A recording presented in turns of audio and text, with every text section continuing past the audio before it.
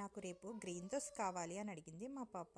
హెల్దీగా ఏదైనా అడిగితే చేసి పెట్టాలనిపిస్తుంది కదండి. రాత్రి నానబెట్టేసాను. దానిలోకి బాగా నానిపోయింది. అల్లం, వెల్లుల్లి, పచ్చిమిరపకాయలు తీసుకుని బాగా మిక్స్ చేసేసాను. తగినంత ఉప్పు, పసుపు వేసి బాగా కలుపుకోవాలి. ఇది బాగా కలుపుకున్న తర్వాత పెనం బాగా వేడైన తర్వాత దాని మీద దోస పోసుకోవాలి.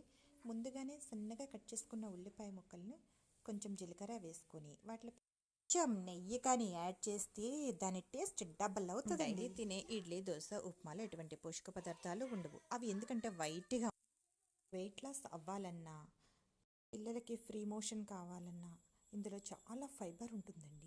స్ప్రౌట్స్ తినమంటే వాళ్ళు ఎలాగూ తినరు, కానీ వాటిని బ్యాలెన్స్ చేయొచ్చు అంటే ఇలా పెసరట్లు కనుమ వేడిగా, హెల్దీగా, టేస్టీగా వాళ్ళు హ్యాపీ, మనం డబుల్ హ్యాపీ. దోశ కనుక నచ్చితే ఒక్క లైక్ చేసుకోండి.